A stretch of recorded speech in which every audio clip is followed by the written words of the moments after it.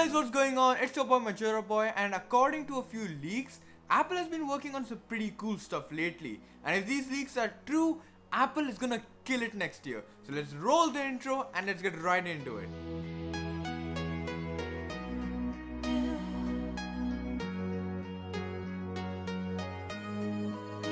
So the first leak is regarding the iPhone SE Plus. Now this leak comes to us from Jon Prosser, who is very reliable with his leaks. Like, this is the same guy who gave us the exact day and time of the launch of the iPhone SE. Now he said that in the first quarter of 2021, we will be getting an iPhone SE Plus. Now this isn't a refresh to the existing iPhone SE, it's just a more bigger SE version. But what if, just what if, the phone, more than looking like an iPhone 8 Plus, looks like this?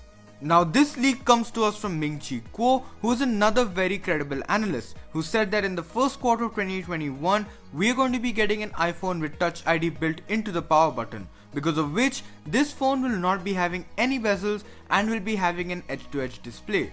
So no notch and no Face ID, as the phone doesn't require it due to it having Touch ID. Along with that, it will be having a 6.1-inch display and might come with an A13 or A14 chip. Now Kuo has said that this will be a cheaper iPhone model and will be coming out in the first quarter of 2021, around the same time the new SE launched. So just what if this is the iPhone SE Plus?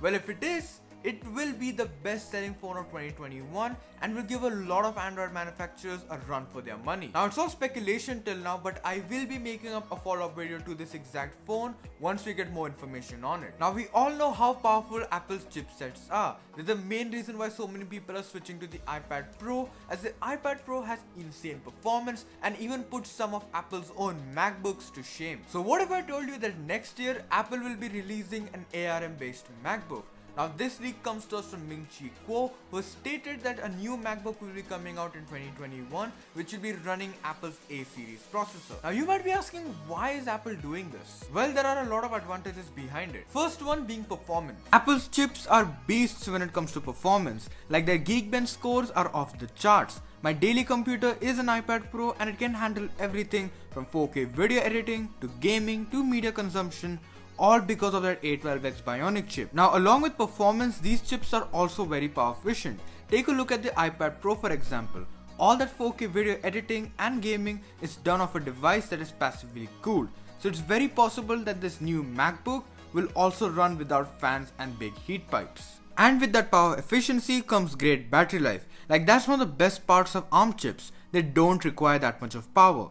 A good example is the iPad Pro. Even though it's smaller than its MacBook counterparts, it can still give out some amazing battery life. So you can expect this MacBook to hit 17 hours of advertised battery life, which would be great and more longer than any MacBook Apple has made so far. Another benefit of making custom chips is price. You see, Apple has to buy their chips from Intel and they ain't cheap. So by making custom chips, Apple can actually reduce the price of this MacBook and could actually make it affordable. On top of that, security will also be improved. You see, Apple has these security chips in their MacBooks which take care of your mic control, camera control and even your passwords and keeps them all secure. Now it's difficult for Apple to integrate these chips with the Intel processors, so if Apple makes their own custom chip, integration will be easy and security will be much better than what Intel is offering. Well guys, that's all for today. Tell me down in the comments below, what do you guys think about the SE Plus and the new ARM MacBook? If you liked this video, then please do a big fat thumbs up on it. But if you loved it, then please subscribe to the channel. Also, don't forget to hit the notification bell.